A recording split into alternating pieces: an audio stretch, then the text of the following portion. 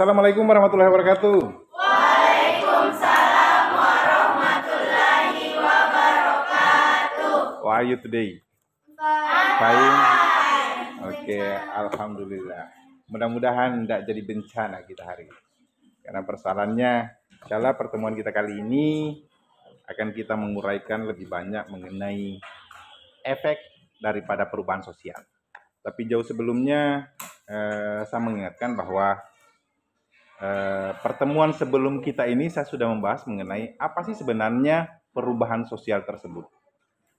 Jadi untuk lebih menghatamkan keadaan, kita akan membedah mengenai lebih lanjut mengenai apa sih sebenarnya entitas esensi daripada perubahan sosial. Apakah perubahan sosial itu memiliki makna positif atau memiliki makna negatif?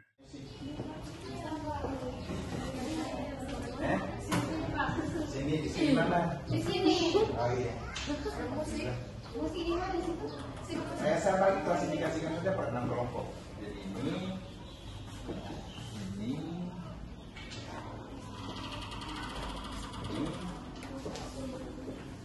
6 kelompok atau 4 kelompok yang didiskusikan? 4 kelompok. Kalau misalnya itu lebih rumusnya 4 kelompok. Coba yang belakang 1 kelompok sendiri.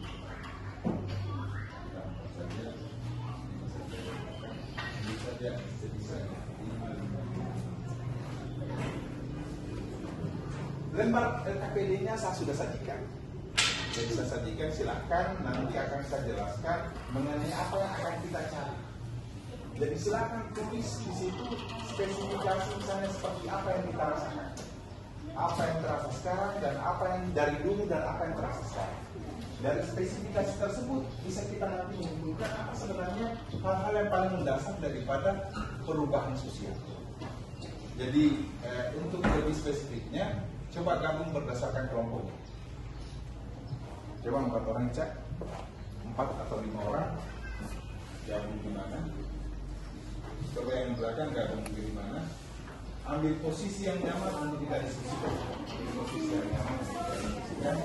Petunjuknya adalah kita mencapai perubahan sosial. Mau positifnya mau negatifnya silakan. Berapa positifnya, mau positifnya, positif atau negatif silakan. Coba yang di belakang mencari posisi yang nyaman dengan temannya, dengan sahabatnya. Yang belakang juga cari posisi yang nyaman dengan temannya atau sahabatnya.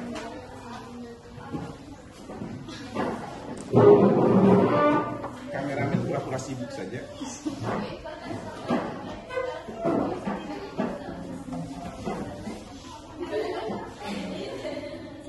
Oke, sebelum kita memulai, kelompok 1 akan mencari ini kelompok 1, 2, 3, 4, 5, 6.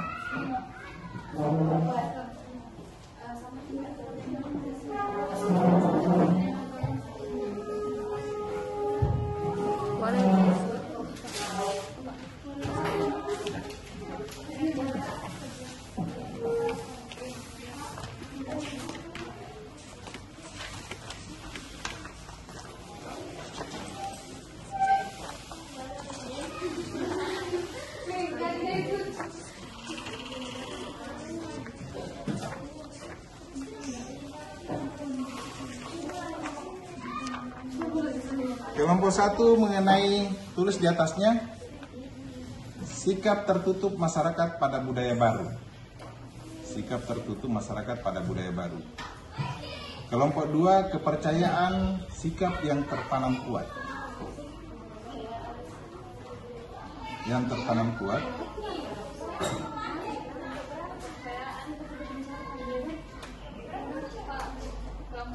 Nah, kepercayaan atau sifat yang tertanam kuat.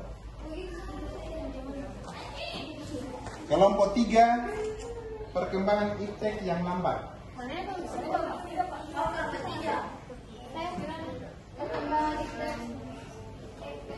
Kelompok 4, sikap masyarakat yang cenderung konservatif. Yang 5, rasa takut yang terjadi di sekitar budaya.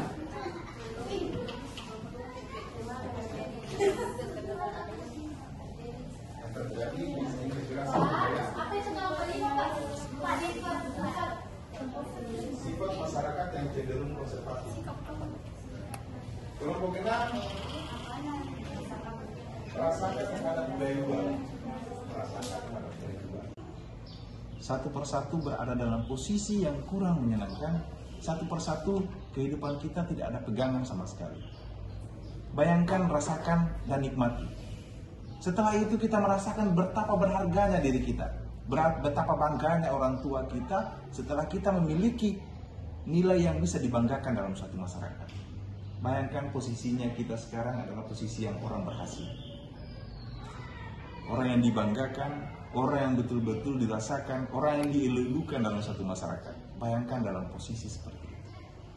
Sambil menikmati, meresapi musik yang mengalun, musik yang membuat kita merasa nyaman dengan tujuan kita.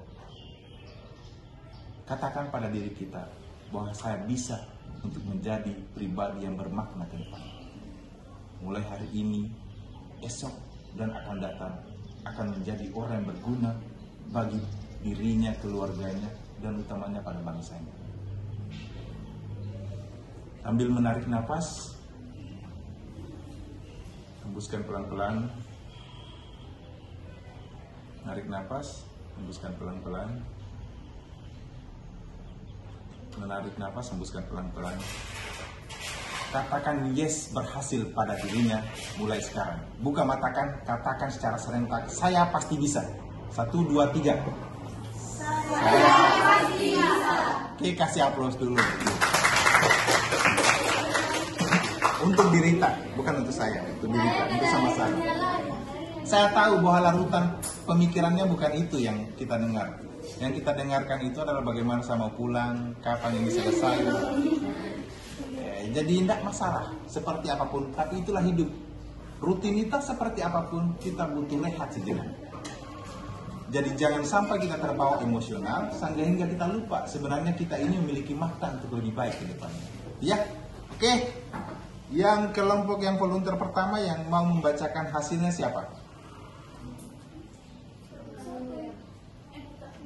Atau kita undi saja ya? Undi. Buatkan gulungan yang sebesar ini yang di depan. Oke, buatkan gulungan kecil-kecil, nanti kita undi. 1, 2, 3.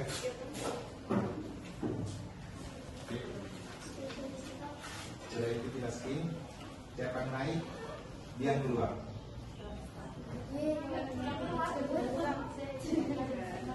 Pura-pura keluar. Konsentrasi dengan tugas, kita rehat sejenak. Oke, semuanya menghadap ke saya. Sebelum kita misalnya presentasi berdasarkan kelompoknya, mari kita rehat sejenak. Jadi kita rehat sejenak, kita rilekskan diri. Bayangkan apa yang saya katakan, rasakan apa yang saya katakan. Jadi kita untuk menyenangkan diri, menenangkan perasaan kita. Mungkin karena persoalannya sudah kita lakukan seperti apa, sudah kita kerjakan seperti apa. Jadi kita rehat sejenak untuk merelaksasi diri. Jadi di saat ikuti aba-aba yang saya sampaikan kepada kita semua. You understand? If you not understand, maybe you have question for me. You understand? Oke, kalau understand, coba berhenti sejenak dulu. Kita berhenti sejenak. Yang posisi duduknya masih agak miring kiri, miring kanan, coba ambil posisi yang menyenangkan bagi kita.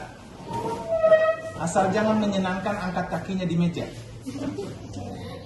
Jadi yang menyenangkan bagi kita, posisi menyenangkan. Kita bayangkan rutinitas kita ini mulai dari pagi sampai sekarang. Coba bayangkan dulu kita rutinitas mulai pagi sampai sekarang. Kita merasa seakan-akan dieksploitasi oleh waktu. Kita seakan-akan merasa bahwa ternyata banyak sekali pekerjaan-pekerjaan yang harus kita lakukan. Mulai dari rumah sampai kita kembali ke sekolah, semuanya rutinitas pekerjaan harus kita tunaikan dalam hari ini. Dan ikuti aba-aba yang akan saya katakan kepada kita semuanya. Saya mohon untuk memulai hal ini dengan nawaitu yang baik. Saya mohon untuk memejamkan mata. Saya butuh waktu kira-kira sekitaran 1 atau 2 menit. Nggak sampai 2 jam juga sih. Kalau 2 jam mungkin tertidur semua. Oke, 1 atau 2 menit. pejamkan matanya, jangan tidur ya. Jadi pejamkan matanya, jangan tidur. Kita merefleksi kejiwaan kita, merasakan dulu titik nyaman dalam hidup kita. Yang suka musik, bayangkan musik yang membuat kita nyaman. Yang suka membaca, bayangkan misalnya bacaan yang membuat kita bikin nyaman. Jangan tertidur, usahakan jangan tertidur, jangan ambil posisi yang tertidur. Jadi usahakan kita misalnya menutup mata, membayangkan sesuatu yang indah bagi kita, yang membuat kita merasakan refleks luar biasa. Jadi ada titik yang membuat kita merasa refleks. Coba bayangkan musik yang membuat kita merasa ternyata musik ini membuat jiwa kita nyaman. Coba kita bayangkan bagaimana prospek kita ke depan, mau jadi apa kita ke depan, dan merasakan kira-kira kalau di posisi yang jadi seperti apa, kira-kira kita akan bermakna tidak. Coba mulai mengheningkan perasaannya, yang masih terbuka matanya, tutup matanya, tapi jangan tidur. Kita membayangkan dalam posisi untuk membuat jiwa kita terasa tenang. Ambil suatu konsentrasi, sehingga konsentrasi tersebut merasakan bahwa ternyata ini membuat kita agak nyaman. Bayangkan kita dalam posisi 5-10 tahun ke depan. Coba kita bayangkan posisi kita 5-10 tahun ke depan. Bayangkan 5-10 tahun ke depan kita tidak memiliki lagi pegangan dalam hidup kita. Orang-orang yang misalnya yang ada dalam sekitar kita mulai meninggalkan kita. Orang-orang yang ada yang paling kita cintai mulai meninggalkan kita satu persatu. Yang ada menyisakan kita hanya pribadi kita masing-masing. Coba bayangkan pada titik seperti itu, bayangkan diri kita ini merasa bahwa ternyata selama ini saya belum berguna sama sekali. Selama ini saya belum memberikan suatu makna yang berguna untuk kedepannya seperti apa. Belum ada hal-hal yang membuat saya bahwa ternyata mampu menyenangkan kedua orang tua saya, mampu menyenangkan orang-orang di sekitar saya. Selama ini saya keluar hanya dengan posisi membayangkan saja betapa egoisnya saya dalam hidup ini. Pengabdian. Waalaikumsalam.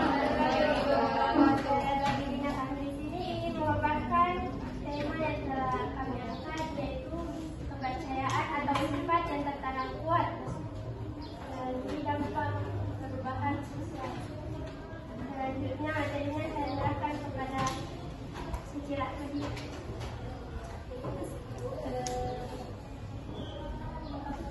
Yang pertama adalah sifat yang sulit menerima perubahan. Masyarakat yang memiliki sifat yang sulit menerima perubahan cenderung memiliki berpegang pada sesuatu yang bersifat akrab dengan keseharian.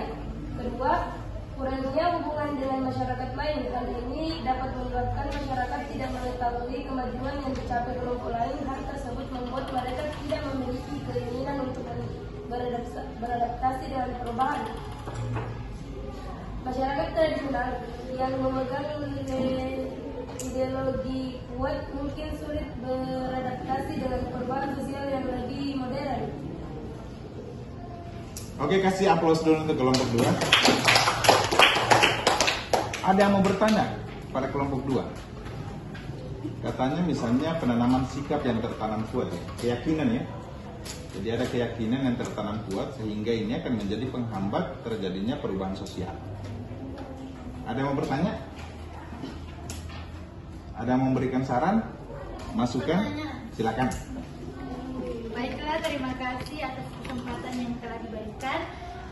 Menurut pandangan pemateri sendiri, dari materi yang dibawakan lebih banyak sisi positif atau negatifnya dari perubahan sosial yang terjadi. Oke, kasih aplaus dulu teman-teman.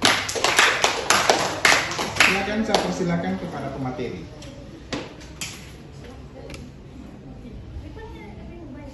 Kira-kira misalnya ada lebih banyak mana positif negatifnya dari nilai yang tertanam kuat ini, atau ada sisi-sisi yang lainnya menurut pemateri?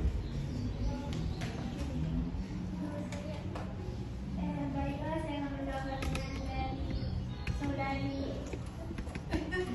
Oke. Jadi menurut saya lebih banyak sisi negatifnya. Salah satunya yaitu masyarakat yang cenderung memiliki yang lebih memegang ideologi yang kuat mungkin sulit perubahan sosial yang lebih modern. Oke, kasih aplaus dulu. Kemudian mereka sulit untuk menerimanya karena persoalannya ada hal-hal yang sudah tertanam, sudah diyakini, diamini dari dulu sampai sekarang. Jadi kalau misalnya kelompok 2 melihatnya, untuk cerminan lebih jauhnya, coba lihat masyarakat Kajang. Iya. Nah, masyarakat Kajang itu bukan karena mereka tidak mau berubah, tetapi karena ada keyakinan yang sangat kuat dalam dirinya. Keyakinan ini diturunkan secara turun-temurun, sehingga menjadi pola keyakinan dan pola pembiasaan yang tidak bisa dihilangkan dalam dirinya. Jadi itu makanya ada keyakinan kuat. Kalau dalam bahasa istilahnya namanya vested interest. Nah, vested interest itu adalah keyakinan kuat. Jadi dia apapun, dia katakan apapun sama seorang, kalau dia sudah secara prinsip mengatakan seperti ini, maka tidak ada yang bisa mengganggu prinsipnya tersebut. Oke, kasih aplaus dulu untuk kelompok. Kelompok berikutnya silakan. Mau mengundi atau menunjuk? Silakan. Mau mengunduh juga enggak apa-apa.